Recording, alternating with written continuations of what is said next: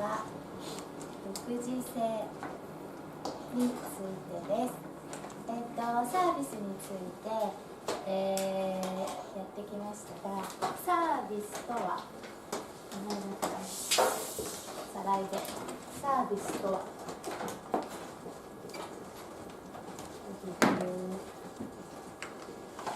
じゃあお客様が提供するお客様の体験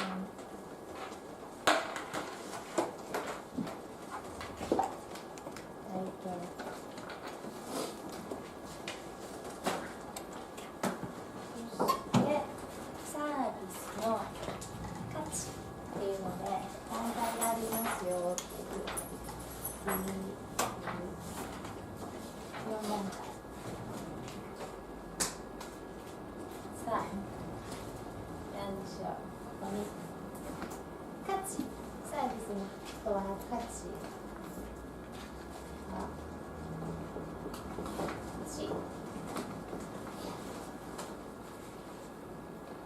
ていうのがあって、提供されなきゃクレームになるっていう普通の基本価値っていうのがあって、これはもううちで言えば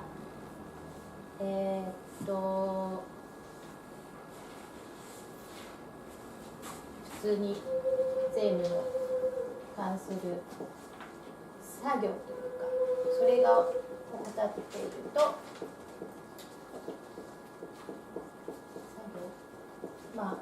全てがもううちの当たり前というか、もうこれがうちが基本の提供している価値ですよっていうもので、これに次に期待価値。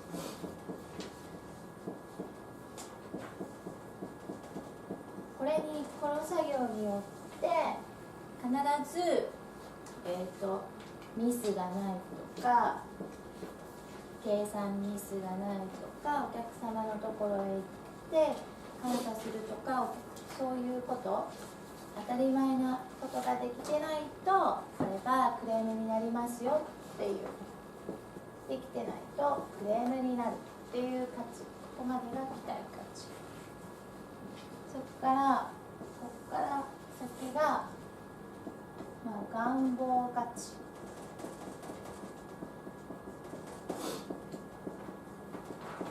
これプラス、できてなくてもここから先はクレームになったりしないよっていう。でもできてればお客さんとしてはいいよねっていうことで、それがうちがやろうって言った先回り、丁寧、フォロー、これができてたらお客さんは、いいね。でも次、この差がすごくもっと階段が高いんです。感動価値。ここまでお客さんがサービスをしてもらったら、もう感動しちゃって、どんなに遠くてもこの人にお願いしたいって思ったりする価値。これがもう絶対ここの事務所じゃないと私はやっていけないとか、もうここだよねって口コミしちゃって、でもうファンですよね。遠くても来る。でももう絶対東京だろうが北海道だろうがお客さんが見えるようになるかもしれない。もう絶対ここだよね、お願いするならっていう風になるっていうことが感動価値っていうのをこの前までやりました。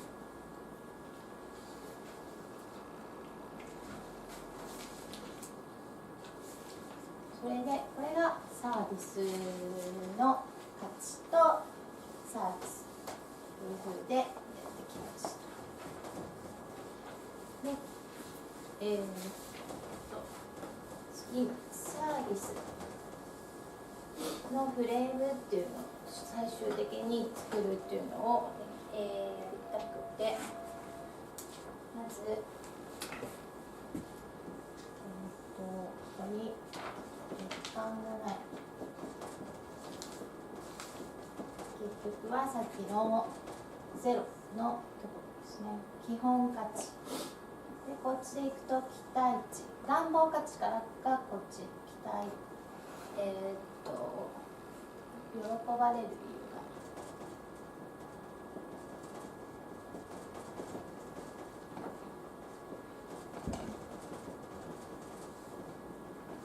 ここがプラスで、こういうふうに分けていってフレームを作っていきたいんですが、でここに約束をすることを書いてどういうふうにするかなんですけど、不満がないで、最終そこをどういうふうに作るかっていうと、ここにベースが元がここ理由を作っていくんですが、血管がないこと喜ばれる理由とか仕組みを全部作りたいと思うんですけど、その前に何がベースになってくるかって言ったら、企業理念。やっぱりうちの事務所として人それぞれがバラバラのことをやってて、お客さんに感動するまでのこの人だったらっていうふうになったら、この人とこの人がやってることが違うっていうのではこの事務所を選ぶ理由にはならないので、そのためには一つこう魂、思考小生魂なので、そこの部分を作っていかないといけない。企業理念に合わせてこの上を血管がないものと喜ばれる理由をずっと作っていく。企業理念。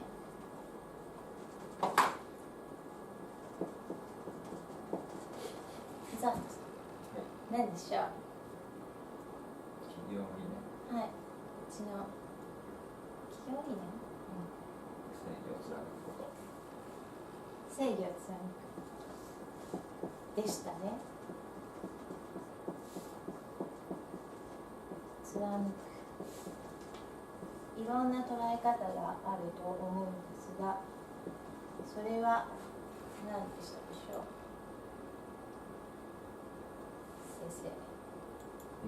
正義を貫く。正義を貫く。正義。質問はどういう質問ですか。企業理念。正義を貫くとは何でしたっけ。正義というものの定義がありますけど。正義の定義。正義の定義は自分を正当し人の正当性です。はい、そうなんです。自分も成功し、人も成功っていうのをうちは出してますっていうのをこの間もやりました。覚えてますか。それでここにじゃあ企業理念では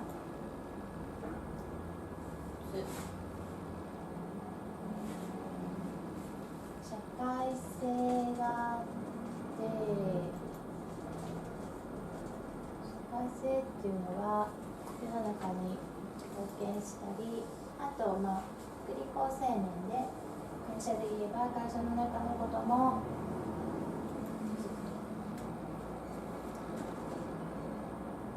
福利厚生を充実させたりすることも社会性になります。で、あと普遍性が必要。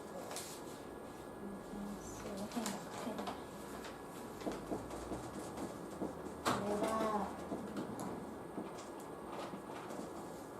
ルール、何々なし、ルルールですね。で、絶対性が分かんなくて、この間必死に福島先生に聞いてきました。結局この企業理念に基づいて、行動することが絶対性だそうです。で、法律みたいなものでこれをやり続ける姿を見せるっていうことが、企業理念が法律、会社の法律みたいな感じで、これをやり続ける日本となる総理大臣みたいな感じだっていうふうに教えてもらいました。で、困難性、これも分かんなくて、これをもとに企業理念を作りなさいって言われたんですけど、困難性すぐかねってしまったら全然この会社全体で、じゃあ一部上場になるぞ、おーってやって一部上場になりました。そしたら夢がなくなっちゃって、結構一部上場までは生きてもヒューって落ちる会社が結構あるそうです。だから叶わないものを叶わない、簡単に叶わない、でもそこをやり続けるっていう、もう例えばこれで世界平和にするとか、それぐらいの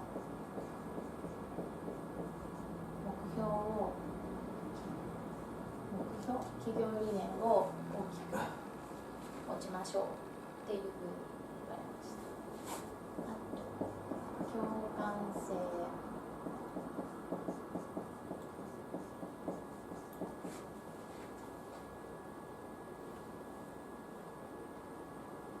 これはもう共感者、要するにファンなんですけど、さっきと同じで、もう会社のやろうとするビジョンに賛成ってしてもらえる、そういうものを持ちましょうっていうことです。あと独自性、独自性です。独自性っていうのはオリジナリティ、オリジナ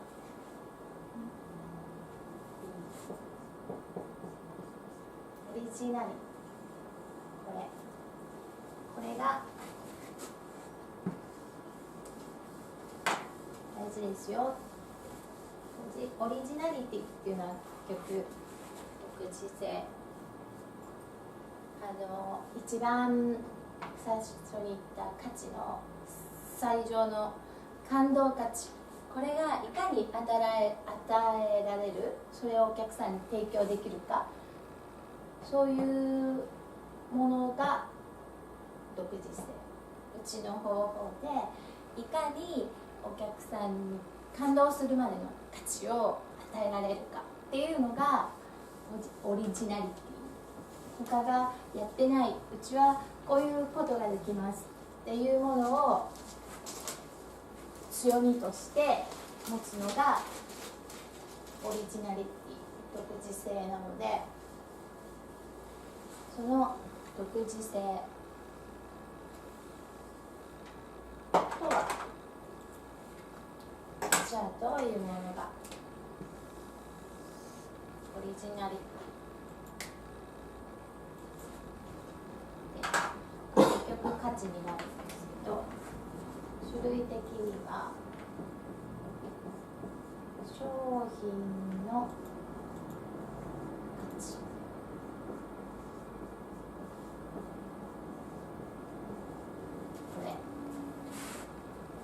これが最善であると。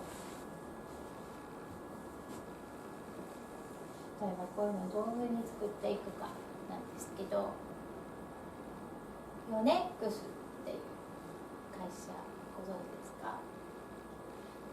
そのヨネックスって何を思い出しますか？スポーツメーカーでたくさんスポーツメーカーがあるんですけど、ヨネックスって言ったら何を思い出しますか？そう正解バドミントン。ヨネックスって言ったらバドミントンですよね。あんまり知らなくてもバドミントン、そうなんですよ。ヨネックスってあれもこれも手を出さなくて、バドミントンって言ったらヨネックスになるようにもう絶対何もかも揃えるってヨネックス、ここに特化しようって決めて、でもうバドミントンのことならっていう風にして商品の価値をどんどん高めていって、誰でもバドミントンならヨネックスだよねって言える、右に出る者がいないくらいになって価値を高めてるんですよね。確かにそうだなって思いますよね。そして2番、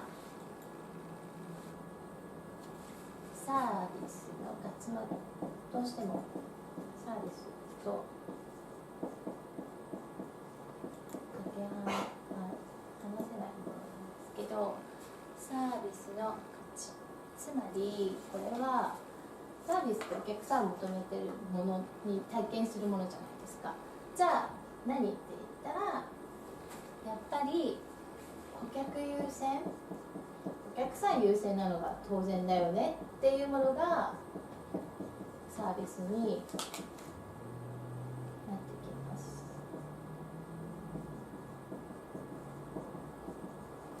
なんでよく昔お客様の優先ということは、サービスって結局体験するもので、価値って幸せだよねっていうのをこの間やったんですけど、人それぞれ価値観が違うっていうのは結局幸せ何でもって幸せかが違うっていうことですよね。お腹いっぱいご飯食べることが幸せと、お金いっぱい持つことが幸せととか、その人によって価値が違うっていうのはそういうことですよね。で、顧客優先で価値、例えば昔よく言うジャパネット高田、あれで商品がよく売れたのは、昔はなんかこの商品にはこれもついてます、こんな機能もあります、こんなにすごいんですわーでよく売れてたらしいんですけど、ある日ジャパネット高田さんの社長はそこをこの幸せにつなげる言い方にしたんですって。この例えばなんだろう、流しそうめん機があるとしたら、それ家族みんなでこれをやると楽しいって言って、その別にね、ホームセンターで売ってたら買おうかなふーって思う商品をすごく、これで家族みんなで集まってこうやってって言って食べるととっても楽しいんですと、いいねってだんだん思えてきちゃって、で家族の幸せこうやったら家族が集まった時にこんな楽しいことができるかもしれないって思って幸せを描くんですって。そうするとバカ売れしたらしくて、その方法で価値を顧客をつかんで、ジャパネット高田さんはすごく伸びた。そういう人の幸せ、お悩み産業から幸せをイメージさせるものどうなるって、もしかしたらダイエットもそうかもしれない、痩せたら私は幸せとか、そういうダイエットサポートも幸せがイメージできるのかもしれない。であとは価値、信用の価値、これが一番大事で、これはどこから得られるかっていうと、もう日常の活動の結果ですね。もうすべて言葉や態度、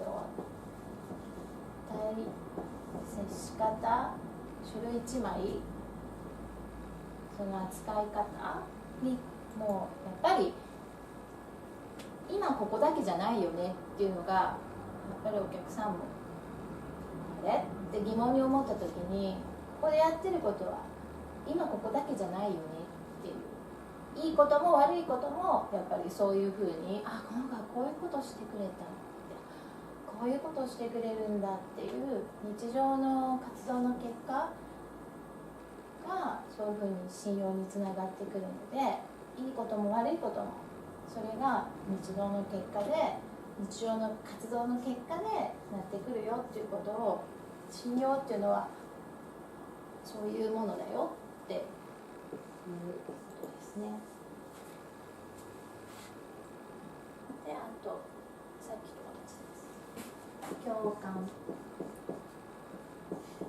感の価値、ファンですね。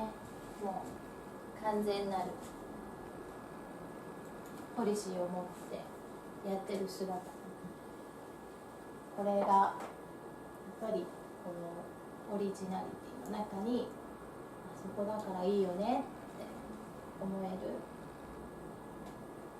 共感性、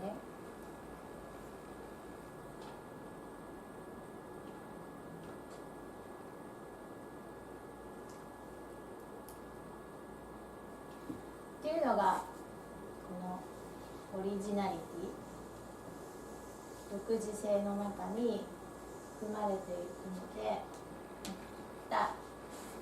企業理念のオリジナリティって言ってもすごく深くて、こういうものを取り入れながら企業理念のオリジナリティの一つをちょっと考えていきたいなっていうふうに思って、今日はオリジナリティについて話させてもらったんですけど、もしこの価値の中で自分の価値についてどう思うか。まず会社の理念があってそこにもちろんついてくるんだけれども、で最終的には個人もやっぱり理念というかベースがあって、ここについていこうっていうのが必要になってくると思うんです。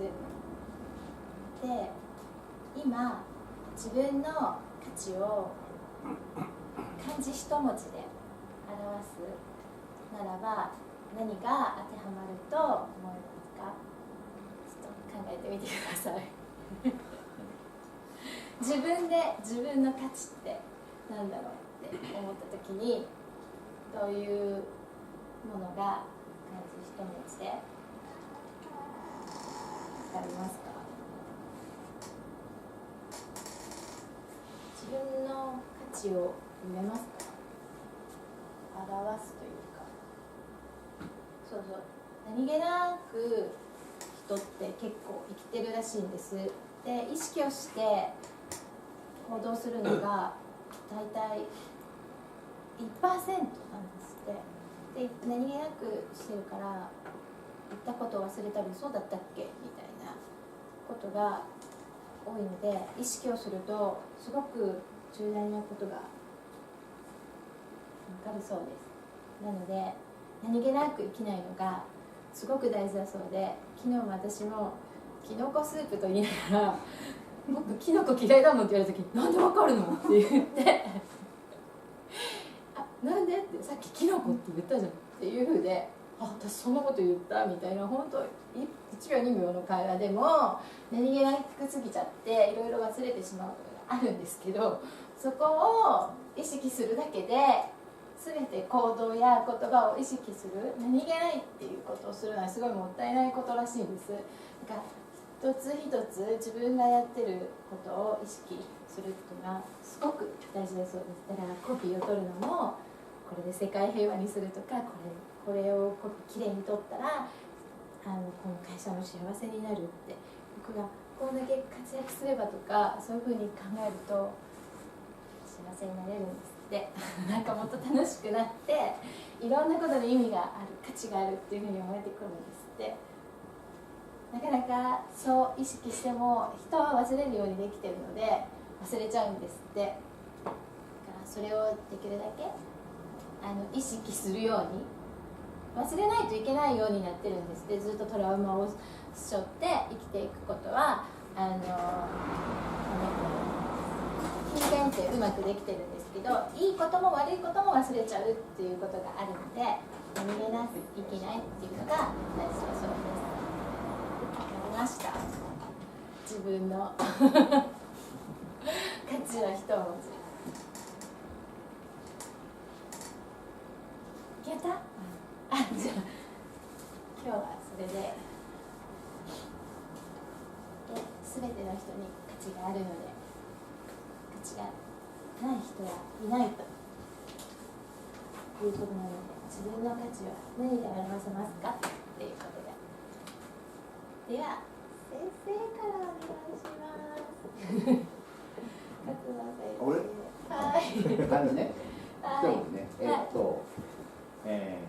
自分で言うの恥ずかしいですね。やっぱりはい。いいじゃないですか。まあ優勝の優。おまあ、優ー。しいという。すべて優れてる。優れるっていう意味かこれ。優しいって言うんです優よね。しいもこれです。優れるもすべて。もうすごい。優しいという、まあ、そう意識したいな。あ、いいですね。じゃあ先生。正義の義。どうしてそう思うんですか？信用が一番、信頼一番。この人なら裏切らない。はあはあはこの人なら約束を守る。あはあ。なるほど。これは先生の感じ。じゃあ次。何ですか？じゃあ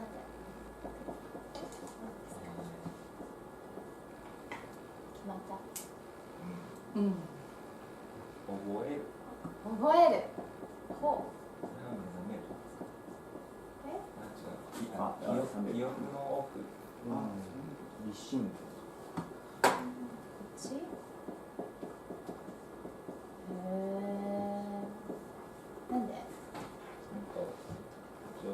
言われたこととか、その人の名前とかを忘れるのは知ってるんで、まあ、最低限それだけはしっかりしようと。あ、いいことだよね。名前呼ばれるってやっぱりちょっと特別感だよね。常に会社名で何々さんって呼ばれるより、ね、志功詳細さんとか呼ばれるより、その人の従業員さんで水原さんって呼ばれる方が確かにね、それすっごい大事なの。いいですね。じゃあ杉本さん。知る。知識が欲しいです。これが？いや、自分が好きなことというか知的好奇心みたいなのがやっぱ一番自分の中で得意なの。へえ、すごい。学習意欲が高い感じですか？へえ、いいね。なんかみんなのことみんな改めて知る感じ。はい、おじいさん。だと微妙な親切の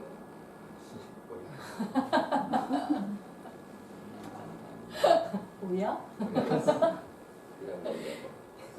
親になったから親分になる。何ですか？どんな人にも同じふうに接す。平等っていうことは？親切に接す。平等、親切。そういう意味の。含めて、はい、これ。なるほど。正直先生とか。勝野先生。はい、なるほど。なるほどね。かぶっていいじゃないですか。優しいですね。おお、そうだね。いかんっていうルールはないね。じゃあ優しいで。いいっていうルールもないんだけど。違うか。理由が違うからね。そうですね。なるほど。ミキさん。私は支える。なんと。すごい。た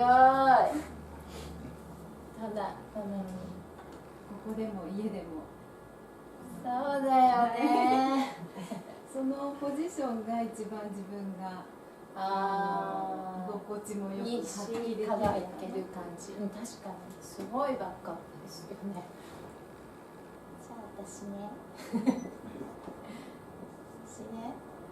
私はちょっと迷ったんですけど、私変わってるかなと思っている、愛とかみんなに自分の持ってる知識が小さいかもしれないけど、愛もちっちゃいかもしれないですけど、でもみんなにいろんなものを供給して惜しみなく努力していきたいし、みんなに自分の持ってる知識なら分け与えたい、知識やもう全ての愛のお金もそんな感じです。はい、以上です。じゃあありがとうございました。